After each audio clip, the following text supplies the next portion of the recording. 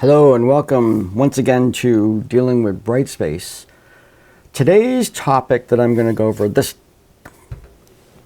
particular video is going to be about creating or copying classes within Brightspace. So you have two classes, one has all your stuff in it and the other one is empty, and how to get the stuff from one class over to the other. Or any component of that. You want to share grading rubrics, or you want to share discussions, or you want to say any component of that can come over. And this has been useful for me because in my department we created master classes for every single course. Those are unenrolled classes where we do all of the design work in that, and then every semester new classes are created for the semester, and we take those perfect copies of the masters and we copy them in and we use those for the semester, and through the semester we can go back to that master class and engage in continual improvement.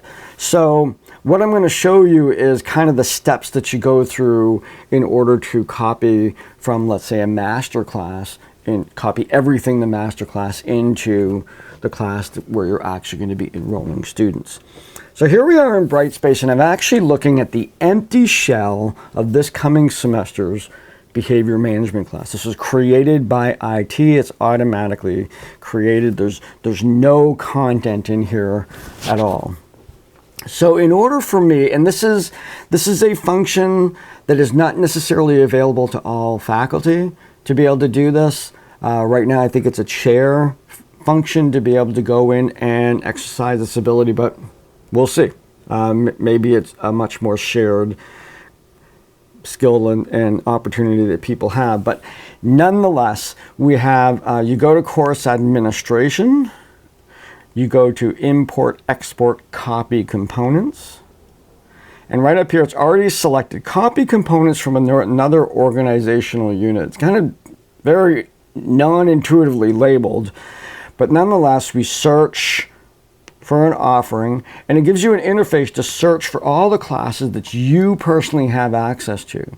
So in this particular one, I'm going to put in behavior master. Those are two words associated with the name of the master class that I want to use, and it's right there, the KV 220 master. This is the behavior management master class. I select that one. I add selected here. I want to copy all the components. I click that button and it copies everything over. I'm not going to click it because I'm not ready to do that yet. I'm still working on pieces of that class. But you click that and it copies all of that material over. And then of course you always want to go and check. Make sure the copy did well. Make sure the things are where they're supposed to be. But so far, every time I've done this, it works seamlessly. It copies that class right over. And that's it. That's how you do it.